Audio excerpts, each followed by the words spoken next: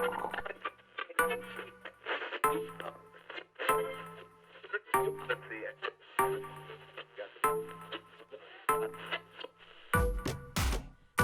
is Compendium, a podcast about communication and communication research. This podcast is brought to you in conjunction with the COM 1000 course at the University of Connecticut. Here now is the host of Compendium, Professor Steve Stifano.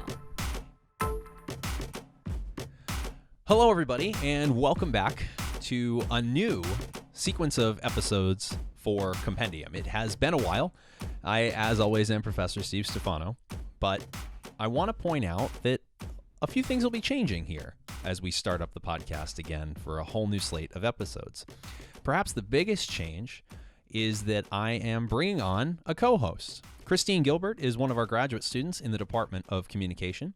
She is a fantastic interviewer with a radio background, and she's done a lot of work to help me put together a new slate of interviews to create new episodes for this upcoming edition of Compendium. Now, when Christine and I discussed her entering as a co-host, she made an interesting suggestion to me, and that was that she not just pull up a chair alongside me as we started to interview our first guest in this new season. Instead, Christine wanted to interview me. So, our first episode is a little bit different. Instead of being in the interviewer's chair, I will be in the response chair, and Christine Gilbert will be the one asking the questions. So, if there was anything you were ever wondering about me before, perhaps you'll find it out now. Without any further ado, here is our first new episode in the new format where Christine Gilbert sits down with me.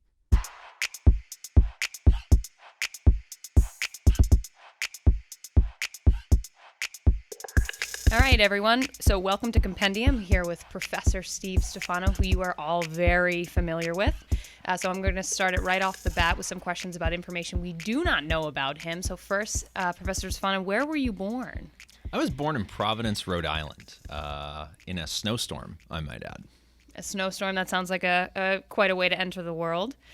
So talking a little bit about, we know that you went to University of Rhode Island for your undergrad and you went to the University of Connecticut for all of your graduate degrees, but when was the first moment in school, whether in undergrad or graduate school, where you thought you might end up in communication, that might be your path? I was taking an introduction to communication course, and we did the very traditional, all right, pair up with somebody and introduce each other, and then we got into the interpersonal stuff, and we got into the concepts about interpersonal communication. And I'll be honest, I don't remember which ones they were anymore. I just remember that I felt excited.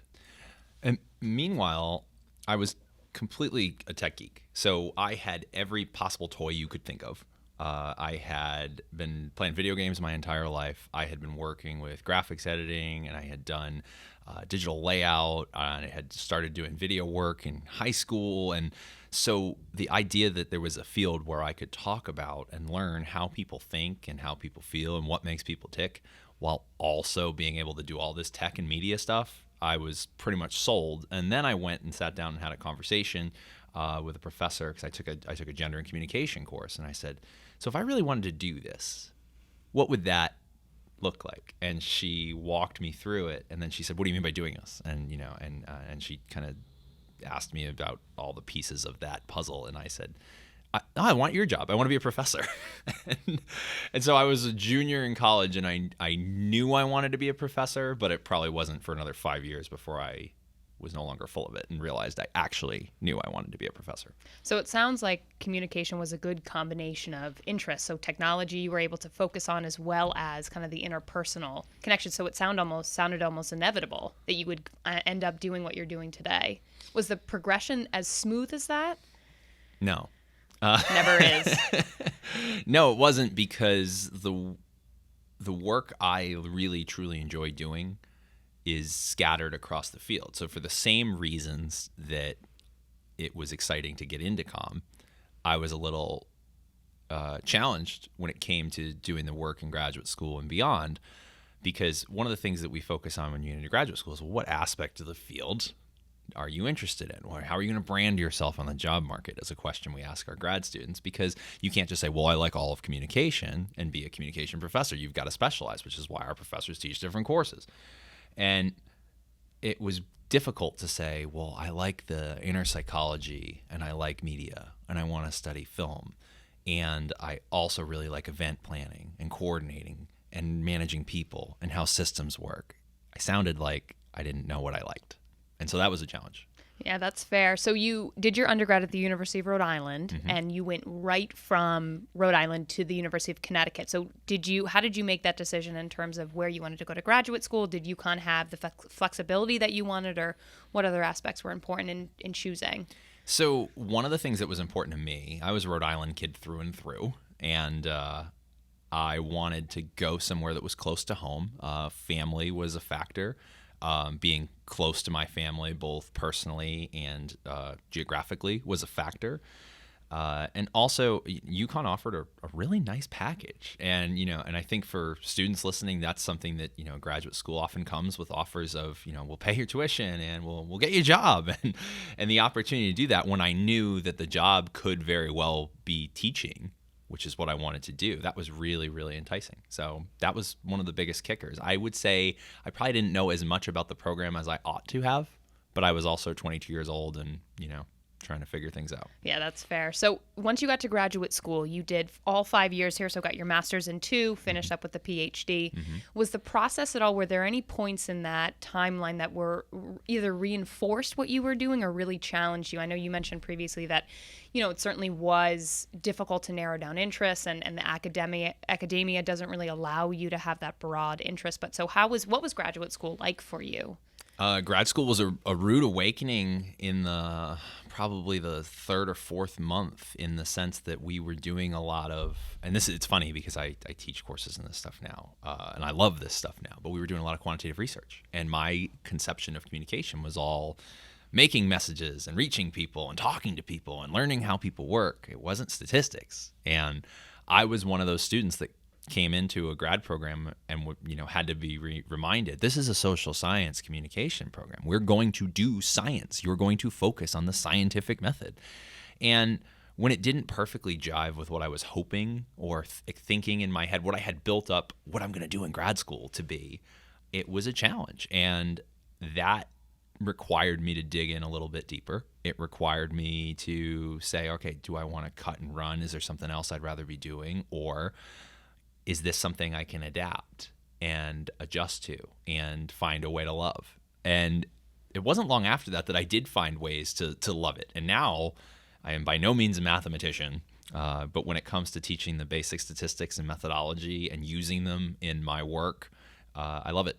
And I think there's a lot to be said. I was in a meeting the other day and had to go back to principles that we learn in our grad level intro methods course to explain something in a meeting that had nothing to do with statistics, but was falling back on how we interpret data. So then it does have something to do with us. And guys, remember, think back, we learned this. And having those kind of conversations, suddenly I found myself, people would say to me, well, you must have always liked math. No, I kind of hated it, actually.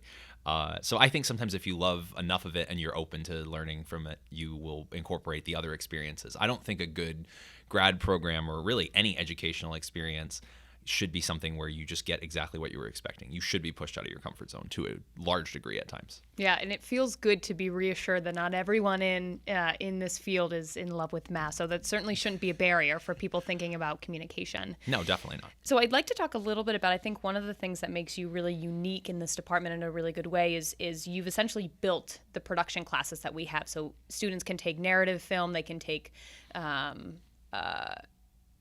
nonfiction film. Narrative and nonfiction, those are the big ones. So I'd like to talk a little bit about, it sounds like you've always been a tech geek, so maybe it's not a surprise that you are interested on the other side of film production, but what did that journey really look like in terms of actually wanting to be behind kind of the scenes and build your own film, which is what you did for your dissertation? So I was in high school. I was 17 years old and 9/11 happened. And that was an interesting year for me because I had just transferred high schools a year before. So I was just really starting to get to know people. I'd been around for about a year and I'd made a few friends. And we had this room in our high school that they called the studio. And it wasn't a studio in the traditional sense, but they had filmed morning TV for the high school there before. And they weren't even really doing it that often at the time. But we had IMAX, big, clunky, colored IMAX that a lot of our students probably can't imagine right now. But they were very colorful, and they were very slow. And that was the first time the teacher there, Mr. Paquette, said to me, "Have you ever edited video before?" And I said, "No." And he said, "I think you'd be good at it. Come on, let's sit down." And we started to tinker and mess with things. And it really, I think the first few things I did were photo slideshows and whatnot. Now, you got to fast forward, because all this was essentially senior videos and yearbookish stuff. Multimedia versions of yearbooks is what I would call what we were doing. And then, I got a camcorder for Christmas because I got really into it. And and then, as that time went on, we came around to the final 3 or 4 weeks before we graduated, and they were, finalizing this senior video. And I started working on this year in review piece to kind of situate our class. And very quickly, because 9/11 had happened in September of our senior year, we kind of realized this needs to be about 9/11, and to a degree about how we all reacted to it and what we did. So I edited this piece to the Beatles' Let It Be, and I went and pulled. And when I say pulled, I'm not talking about ripping YouTube videos. YouTube didn't come along for 5 more years. I'm talking about like taking VHS tapes and plugging them in and running wires back to the iMac and getting them to input on there and recording things with my camera onto a TV and all this stuff. Long story short, all these clips of news that I had, because that was obviously such a tragic event and we had so little media that people were saying, record this. So people gave us videotapes. Oh, here's the news I recorded, or here's this, or I saw this ceremony honoring the victims. And so we assembled this whole piece to Let It Be. And then when it broke, that was also the year the Patriots won their first Super Bowl, and we're in Rhode Island. Congratulations. Yeah. So we were in Rhode Island, and just about everybody was a Patriots fan. And so we were kind of tying this together, and we didn't want it to just drag on. So there was a point in the song where it kind of breaks, and there's if it was a karaoke, it'd be like a musical measure, 8 measures or something like that. And when that happened, we broke the video from all this really, negative, morose, sad stuff that was really difficult to face. And we took this quote from a guy during a benefit concert, and he was a firefighter, and he said, "Osama bin Laden, you can kiss my Royal Irish," and we cut it right there, and we cut immediately to footage of the Patriots hitting the field goal to win the Super Bowl and all this stuff. So what happened was, and I'm telling you this long story for a reason, we're in this room at our senior banquet or whatever it was at the time, and the video plays, and the room is like, you could hear a pin drop, and then the joke followed by the field goal. And the tension that I feel like everybody had felt, including the teachers and everybody else who was there from that year, everybody bursts into laughter from the guy and then stands up cheering when they see the field goal to win the game for the Patriots. And this sounds silly now, but that was a big surprise back then. That was their first of these 6 Super Bowls, and they were supposed to be very bad. So the combination of all those things and saying, man, I can use this new skill I have to make a room full of people react this way. That's what sucked me in. When I got to grad school, I'll be honest, I'd reached a point where the methods and statistics was great, and communication theory was great, but what wasn't happening was I wasn't getting that kind of fulfillment. There's no emotional payoffs like that in graduate school. So that spring, I sat around with our friends and colleagues, including Rory McGloin, who was in grad school with me, and I said, "Guys, I want to make a movie this summer." And everybody thought I was crazy, and they thought I was full of it. But it was the same exact approach of, I'm going to take a camera, and I'm going to start filming. We're going to figure this out. I'm going to read a lot. I'm going to look at what other people have done. And we're going to write a script, and we're going to film. And again, similar experience 3 or 4 years later. Well, really 5 years later, because it had been entirely through college and then coming out the other side in grad school. We made this feature-length film, and it was not very good. But we had a room full of people in Providence to screen it, and everybody dressed up, and they were all excited, and they laughed at the jokes, and they screamed at the surprising things and all that, and you got this, what I call the movie theater effect, a bunch of people in a room sharing an experience, and that was just downright addictive. And so I said, I don't care where I go or what I do, I'm not losing this aspect. And doing the job I do right now, I'm too busy to make feature films, but I always want to have my hands in some kind of production and filmmaking. Yeah, it's amazing. And I think one of the things that's wonderful about your story is you were able to kind of adapt the program that you are in and say, this is something that I want to fight for and this is something that I'm really interested in. In the production courses that you are teaching right now, do you find that students who are in communication come in and maybe they're totally surprised by what they're able to do in a semester-long period? I think there's two sort of humps you have to get over as a learning production student. The first is I have no idea what I'm doing. Because I think a lot of people think that if you were going to go in and film something, it's the same as, pulling out your phone at a party and saying, oh, this is funny, let me document it. And unless you're making a very raw looking documentary, that's not the case. Usually there's a lot more work to it than that. And you really only realize that by studying it and deconstructing it. You're essentially, if you think about dissections in like high school and middle school, it's the same idea. You've got to take the film and set it down on the table and take out the scalpel and say, is that really the sound from the room right there? Is that, my favorite is scenes in bars and restaurants where people are having a conversation. All your extras are quiet and the lighting is set just for one character and we're filming only on that person at a time and we're just focused on their dialogue and everything else that we get for sound or need for sound needs to be brought in later. And the color, we're not too worried about the colors. Just make sure everything's set the right way. Make sure there's nothing distracting in the scene. And we'll go ahead and correct the color later and bring it to life later and kind of paint, so to speak, to really make it vivid and vibrant and Hollywood movie-like. And then we're going to have to flip the whole thing around and do the same thing for the other person. And meanwhile, the extras all need to be doing the same thing and not making any noise the whole time. And then when we're done with that, we need to kind of piece together the rhythm of the takes and make sure there's continuity matches. So if I'm talking with my hand in the first shot and then we cut back to me, I can't have my hands folded in front of me. And all these little nuances that when you watch a movie, you don't think about them at first. Over time, though, once you start doing this, you start to very quickly realize this is how it's done, and this is what we need to pay attention to. So the first hump is realizing, oh gosh, it's not as easy as just pulling a camera in a room and sticking a mic in somebody's face and going, all right, let's go. The second hump is once you get a decent understanding of that, you can start to make good stuff. And that's when I think students have that realization that you were talking about of, oh, wow, this is cool. But I wish my movies were better, or I wish my films were more interactive, or I wish this was cooler, or whatever it may be. The second step requires so much discipline and control and patience and practice. There's a sophomore slump that I find a lot of times students will make one film that we'll just use a kind of a universal grading scale. And let's say the student submits their first ever project and it's probably a C- or a D+. And then they figure out all the nuanced stuff that we just talked about. Second project comes in and it's a B+, and they go, I got this. So they assume the third project will be an A and the third project's a B-, because for all the technical stuff they've learned, they've forgotten the heart and soul that made them tell stories in the first place. So there's a boomerang effect where they kind of have to slide back down, kind of like a movie, where, oh, I thought I had it all figured out and now I'm crashing down a little bit and now I have to pick back up. We actually teach aspects of that the writing journey, they call it the writer's journey. Christopher Vogler wrote a book on it, that when you tell stories and when you work, you actually undergo the same process as a writer, the ups and downs and the falls and the rises and all that, as an actual hero does within the hero's journey that people use to tell stories that you might study in a literature class. What's amazing in just hearing the description of production, and I really know nothing about production, is it's almost the intricacies are so similar to what we talk about in communication, about how it's something we do on a daily basis. We watch movies all the time, but we don't realize really what's under the hood and what's actually happening. So it's excellent that students are able to find and to really kind of try and perfect those skills if that's something they're interested in within the department. Yeah, definitely.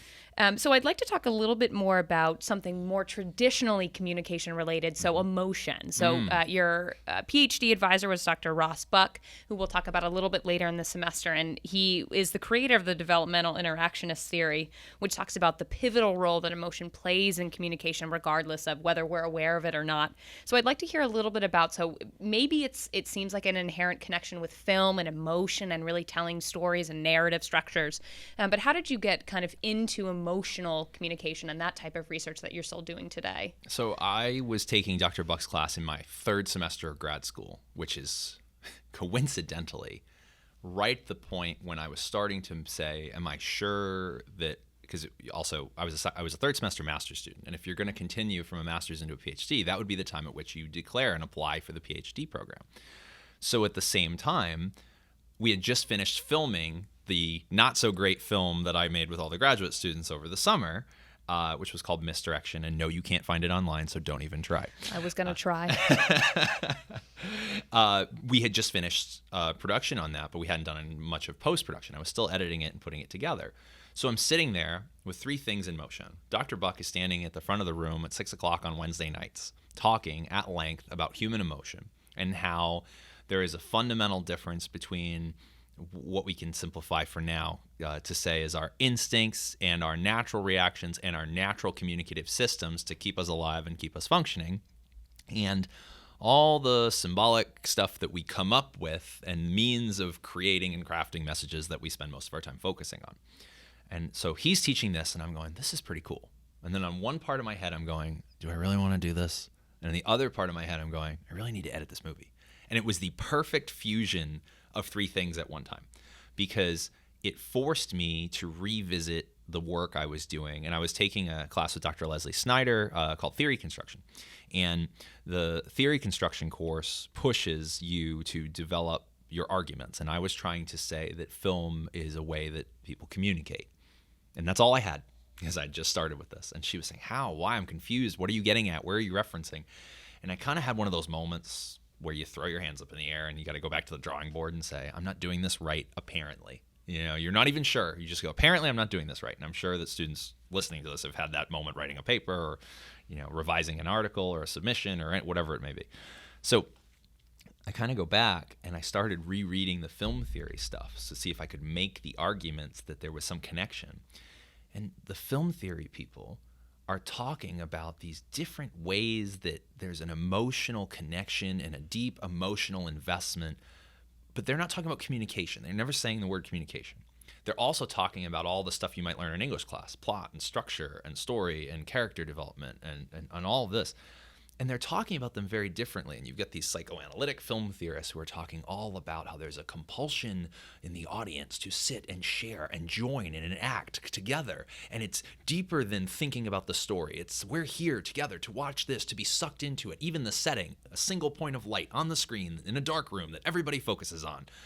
And I'm going, because it jived really well with this notion of emotion as a different underlying process that complements sometimes, but always is there in human communication. And I went, what if all the very psych stuff about film is the emotion? And what if all this other drama stuff that you almost would get in English class is the what Dr. Buck would call symbolic or reason or rational communication? And I'm saying, have these people all along been saying the same stuff that this guy in the front of the room is saying? And how come nobody's ever pointed this out? Why aren't they talking to each other? Right. And so I made it we'll say my life's work, but I really just mean my work in grad school to graduate to tie this together and make sense of it. Yeah. So then kind of on a related note, I'd love to talk a little bit about pop culture. And so recently Netflix show Black Mirror came out with an episode called Bandersnatch where they were essentially allowing the audience to communicate, if you will, with the director, which is what some of your previous research has been on. So I'd love to hear your thoughts about, maybe describe a little bit about what was happening in the episode for those who haven't seen it, and then essentially what would you take away from watching that episode as a director and as a communication scholar? So I'll start with a little bit on my work and sort of the central argument. It tied into what we were just discussing. My argument was that there is a fundamental emotional connection between a director and an audience, and between actors and an audience, and sometimes even a gestalt overall crew and an audience. And that most audiences are not aware of that connection, despite the fact that most creators strive purely to make people feel something, as we like to say. And what we really mean is make them feel what I was feeling when I created this, in most cases. And so the argument was that if I ask you how you felt when you watched my film, and I don't tell you it's me asking, so someone comes in a room and says, how'd you feel when you watched this movie? And then you ask the same people who created the movie, how'd you feel when you made this movie? The tighter the correlation between those answers, and say, well, I was really scared, or I was really happy, or I felt contempt and I'm not sure why. And the tighter, whatever those emotions were, good or bad, positive or negative, and we tested it in different settings, the tighter the connection between your answers to how you felt while you watched it and my answers to how I felt while I created it, the more you liked the film. Every time. It's about 50% variance explained, which was crazy. And what we found over time was that there were varying effects of understanding the plot, knowing the symbolism behind a character element or a story twist or something to that effect. So what we were able to argue in a number of different ways, and I'll keep this very short and simple, was that there is communication between creators and audiences, specifically in the film medium. We don't just have to study the film as a piece of media that can be interpreted.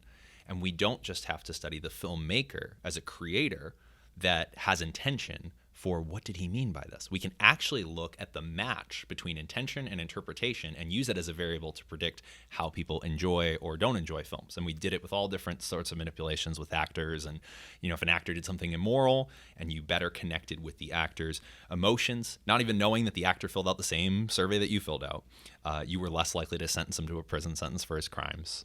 All sorts of things like that really showed how these pieces could fit together. And when you look at how far technology has come just in the 7 or 8 years since we finished that research, you've got Netflix now creating what will amount to as a choose your own adventure with the plot of Bandersnatch. And Bandersnatch is a Black Mirror twist, like you said. And in it, this character's trying to build this immersive video game. And the video game is all about a choose your adventure. So it's several pieces, very meta. And at different points, using your remote control, you can make him go left or go right.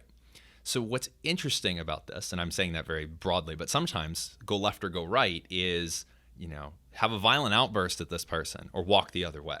And other times it's just, what song do you want to listen to? And the nuances of that they produce a second set of anxiety and curiosity in the audience, because you don't know if changing the track is going to change the way they react to the next thing that happens. And you really don't know until you play the whole thing out multiple times, which they did a really good job with the interface letting you do.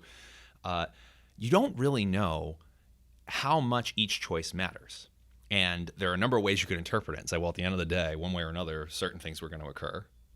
And that's this really weird, our choices don't matter argument. And on the other hand, you could say, well, each and every nuance had some tangible effect. And there are some choices that step so far outside, without ruining it for anybody who's curious, there are some choices that step so far outside the realm of plausibility that they do what a lot of films do, where you go, oh no, this is just getting absurd. But it's on purpose, because there's other choices that will keep you in the land of normalcy. So that changes the whole landscape in a lot of ways for media, because we've constantly talked about the difficult part of this is we have a sender and the filmmaker, creators, etc. We have receivers in the audience. But the feedback channel is so delayed and so different and so altered in these cases. So the follow-up becomes, well, now that we can get the feedback instantaneously. In Netflix's case, they built the system and they could study how people go through it and what they choose to do. But we could also do some of this to some degree in real time. And that changes the entire principle of it, and I think brings us closer to the argument that we were making when I worked with Dr. Buck on my dissertation work, which is this is a communication process. It is not a singular piece of media that should just be interpreted as is. It's super interesting to think about. I almost wonder how they pilot tested those options, because you must figure that they must have had, where are we going to make these options happen? And so it's almost interesting to see. I would love to get access to how it is that they decided at what points they were going to make those choices. I think there's a ton of room for research there. I'm sure Netflix plans on doing some of it themselves. I'm sure they are. So that's a perfect segue. So a couple of last questions here before we wrap up. I'd like to hear a little bit about, one of your focuses, which I think is very obvious to students taking your course, are that teaching is very important to you, pedagogy, and aspects of how do you get students essentially to capture the information in a semester. So either where are some of your research interests going, or even some courses that maybe you're developing, or things that you think need to be addressed in the Department of Communication over the next couple of years. So I'm very blessed to be taking over as the Director of Undergraduate Studies. Rory McGloin's been our Director of Undergraduate Study for the past 7 years, and he's done a wonderful job really building our program and giving a lot of us who had creative ideas the freedom and space to operate and work. And I can say the same for the last 3 department heads that we've had that I've worked with, Christine Nowak first, then Leslie Snyder, and now Ken Laughlin. And so we're at a fun place because we've grown and we have opportunity. And now I think we've opened the door to, well, what else can we do? And how can we merge the social science work that we're doing with some more practical skills work that will help students both understand the processes that underlie communication, but also cultivate the skills in the portfolio that'll help them succeed out in the workplace and, frankly, land a job. So I'm excited from that perspective to try and continue to tinker and look at different course offerings and options that we can provide there. And also, I don't want to say revise because that implies that we have to throw things out, but to add to and put additions on some of the courses that we have that would maybe modify them and send them towards a direction where they're more beneficial to everybody involved. And that's a long process that's going to involve a lot of analysis and a lot of looking at the entire program as a system and working with faculty and getting buy-in from other faculty. Because I'll tell you, as a teacher, one of the hardest things is when someone says, we really want you to change your course because there's so many moving parts. It's not like, oh, I just put this assignment in because that assignment displaces another assignment and it changes the way you have to present one lecture and it changes some other material and it might change the way you train your teaching assistants. And so it's a big system. So there's going to be a lot of moves like that. On the other hand, what I'm excited about personally is to continue to add this element of creation. I don't think every course in a communication department should ever be production because that's a different field. That's just strictly studying production, and that's not accurate and fulfilling in terms of capturing the scope of what we cover in communication. However, I do think getting your hands on and crafting messages yourself, regardless of the context, is important. And I'm excited to have some of the freedom and some of the opportunities to work with great people in this program to continue to build on that. And that's something that I hope to be able to do, to incorporate more hands-on work and collaboration and things that let students say, all right, so I did this, not just I learned this or I got an A on this test. We're moving in that direction, and I'm excited about it. So needless to say, good things are coming. Good things are coming. I mean, stay tuned. Yes, I will definitely say stay tuned. And if you find yourself interested in communication now, hopefully you'll find yourself even more interested in the years to come. Good. So we know that Mondays and Wednesdays are yours in Communication 1000, but as you just alluded to, there's a ton of material we have to get through. So let's say, for example, you get a free week, you have one lecture. What's your lecture on? If I had a totally free week, and I was doing this is so hard because you know that I have like 25 lectures and I can only squeeze about 22 of them into any given semester. A free week in a room, I would teach a sort of threefold: how to communicate like a professional, how to create like a professional, and how to understand and move through the challenges in your relationships. And I don't want to say like a professional for this, but I'll use a really cliched phrase, like an adult. Like an adult. Yeah. Excellent. I think we could all use that. Maybe. And then last but not least, a piece of advice, something that you feel, maybe you can't interact with all 700 students, but something every semester maybe you think about that you wish you had the opportunity to just tell students in communication about their course studies in general or about anything else. I think so. This one's interesting to me because it's an interesting flashback to when I was younger. So about a little over a year ago, my dad passed away. And when you lose a parent, you start to think about things they told you and stuff that maybe kind of went in one ear and out the other that didn't really, it got stuck in there somewhere. And you start thinking of when you encounter moments, you have those, well, what would dad say right now? And so, especially for students listening, just because we stand in front of a lecture hall or a room full of people doesn't mean we still don't have moments in our lives where, all right, this person said this and this person said that, or there's a decision to be made, or how am I going to do this without upsetting this person? We still have the same stresses and the same anxieties and the same fears and challenges in dealing with the people in our lives. But I often, when I'm challenged with it, despite all the theories and all the material I ever come back to in COM 1000, I think to myself, all right, what would dad say? Okay. And I'm not saying he was some, super expert in human communication, but his advice always got through to me, and, I appreciate that. And my father always used to say to me, Steve, people are simple. And that was it. That he would just he would break it off at that point. He wouldn't give me 3 paragraphs of why people were simple because that would be too complicated. He'd say, Steve, just people are simple. And I've now taken that and put an academic spin on it and tied it to Occam's razor. And the idea of at some point when you're making decisions or trying to figure things out or trying to come up with an explanation for a phenomenon or an event or what's going on or what happened or what should I do, sometimes the simplest explanation is the best. Oftentimes, because we do so much analysis, including in my class, we get too wrapped up in the details. And what about this? But he did say that one thing right there, and we lose the forest for the trees. When in doubt, when encountering situations, step back and say, what's the simplest explanation for what's going on right now? What's the simplest explanation for why that person said that? What's the simplest explanation for how I can address this situation without upsetting these people and while getting what I need out of it or what I want out of it? Sometimes just simplifying things solves the problem. That's a perfect note to end on. So I want to thank you again, Professor Stifano, for your time. And thank you, everyone, for listening. All right. Thank you very much, Christine. This was great.